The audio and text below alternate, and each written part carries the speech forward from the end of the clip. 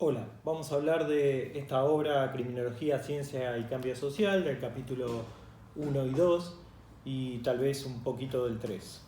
El autor en esta obra parte de la idea de que no hay objetividad en las ciencias sociales y que el conocimiento humano no es un reflejo del mundo objetivo. En este sentido dice que debemos hacer una elección por aquellas posibilidades y modelos para abordar la información. O sea, cada investigador tiene el deber y el derecho de optar por un modelo que legitime su saber. En este sentido, eh, debe construir un discurso coherente y sustentable sobre las afirmaciones que está realizando. Esta manera de abordar la información de algún modo determina una adopción, una postura ideológica que va a tomar el investigador, y esa postura ideológica también va a determinar el modo de comportarse frente a la sociedad, si es un modo de comportarse que luche por el cambio social o es un modo de comportarse que legitime el sistema o el status quo.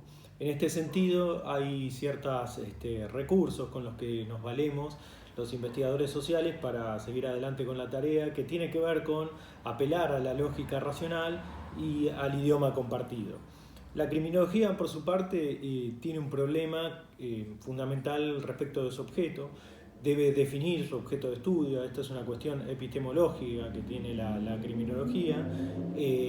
Entonces, la primera cuestión a resolver es qué es la ciencia, ¿no? Sería la pregunta para ver si la criminología encaja dentro de ese tipo de conocimientos que suelen llamarse científicos.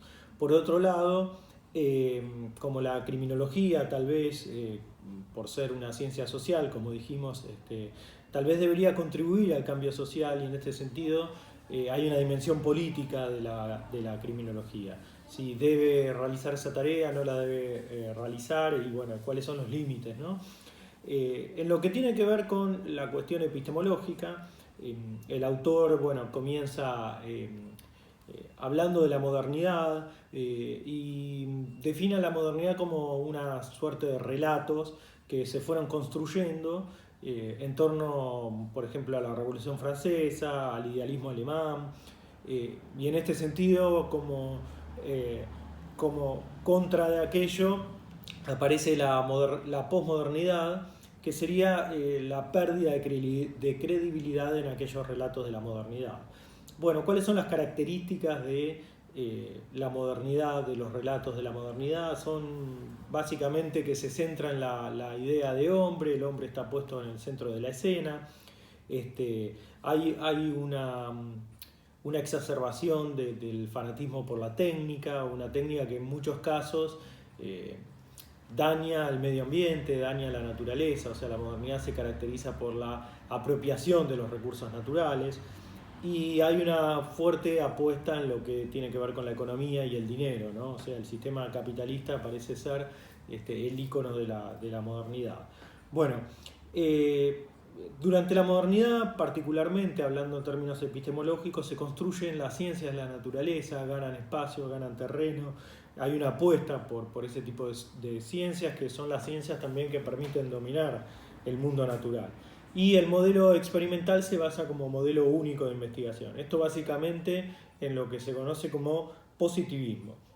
El positivismo parte de la idea de que el mundo es observable, y bueno, la criminología, siguiendo ese lineamiento positivista, se transforma en una criminología biologicista, en una criminología antropológica, una criminología médica.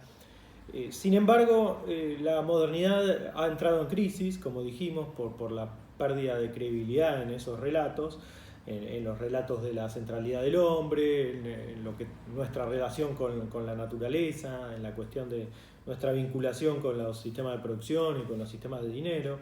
En este sentido aparecen algunos autores que empiezan a cuestionar estos relatos.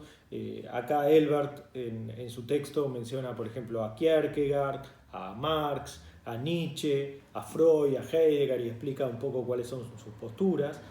Y lo cierto es que la crisis de la modernidad también fue una crisis respecto de lo que tenía que ver con la periferia y la centralidad de los países hegemónicos, y también de los relatos socialistas, ¿no? que bueno, aparecieron con mucha fuerza y después las derrotas políticas generaron un vaciamiento en ese sentido. Bueno, la posmodernidad, explica el autor, está dada también por autores y propuestas determinadas. Acá Elbert señala, por ejemplo, las propuestas de Lyotard, de Feyerabend, de Bátimo, de Lacan, de Rorty, de Deleuze, etc. Algunos otros autores explica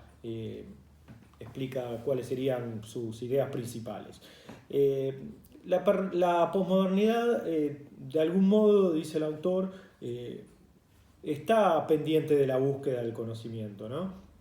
Pero es una búsqueda que de algún modo ataca al logocentrismo y apela a la deconstrucción. O sea, eso es una búsqueda que no vendría a ser de un conocimiento único, ni acabado, ni finiquitado, sino es más bien una búsqueda de apartarse de las ideas de la modernidad, de construirlas, esas ideas que tenemos tan arraigadas.